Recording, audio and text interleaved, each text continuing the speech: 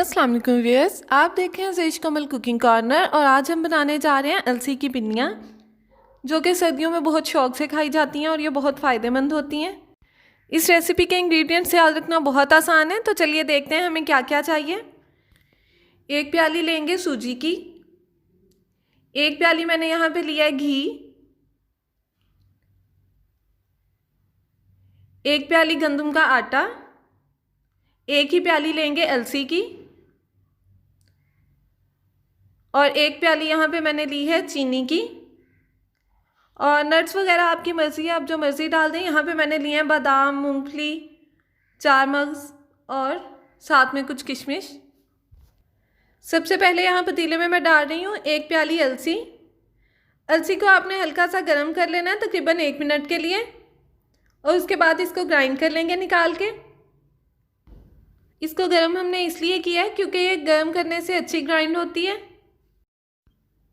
अब इसी बर्तन में मैं ले रही हूँ 1 प्याली घी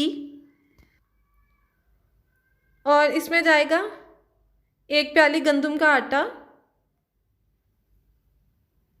और 1 ही प्याली हम इसमें डालेंगे सूजी की। इन सारी चीज़ों को आपने एक ही बर्तन से नापना है। जितना हमने आटा लिया था उतनी सूजी, उतना ही इसमें घी डाला है और आगे चल के हम उतनी ही इसमें चीनी डालेंगे। अब अच्छे से इन चीज़ों की भुनाई कर लेते हैं। आपने चम्मच को साथ साथ हिलाते रहना है वरना ये नीचे से जलना शुरू हो जाएगा। इस रेसिपी में यही स्टेप थोड़ा ज़्यादा टाइम और मेहनत लेता है, बाकी रेसिपी फ़ौरन तैयार हो जाएगी। तो ये देखें इसका कलर थोड़ा डार्क होना शुरू हो गया।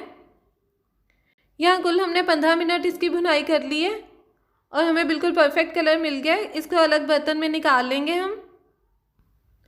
इसी बर्तन में इसका शीरा तैयार कर लेते हैं। यहाँ पे मैं डाल रही हूँ 1 प्याली चीनी और 1 ही प्याली इसमें जाएगा पानी। इसको ज़्यादा देर पकाएंगे नहीं, सिर्फ तब तक पकाना है आपने जब तक इसमें चीनी मिक्स ना हो जाए। 1 से 2 मिनट में ये देखें इसमें बॉयल आना शुरू हो गया है। तो अब हम इसमें डाल देंगे जो आटा और सूजी हमने पहले से भुनी हुई थी और ये मैं डाल रही हूँ अलसी जिसको मैंने ग्राइंड कर लिया था। अलसी की भी हमने 1 प्याली ली थी लेकिन ग्राइंड करने के बाद ये तकरीबन 1.5 से 2 प्याली बन गई है क्योंकि ग्राइंड करने से ये फूल जाती है। अब इसमें शामिल करते हैं कुछ मज़े मज़े के नट्स। यहाँ मैंने इनको भी हल्का सा पीस लिया था, बादाम, मूंगफली और मगज़ वगैरह। और यहाँ पे मैं शामिल कर रही हूँ किशमिश और यहाँ पे जाएगा तकरीबन आधा चम्मच इलायची पाउडर का। अब बिल्कुल मध्यम आंच पे आपने इसको 1 से 2 मिनट पकाना है और चम्मच को आपने साथ साथ हिलाते रहना है ताकि ये जो सारी चीज़ें हमने इसमें डाली हैं अच्छी तरह से मिक्स हो जाएं। लीजिए ये बिल्कुल तैयार है। आप चाहें तो इसको ऐसे भी खा सकते हैं,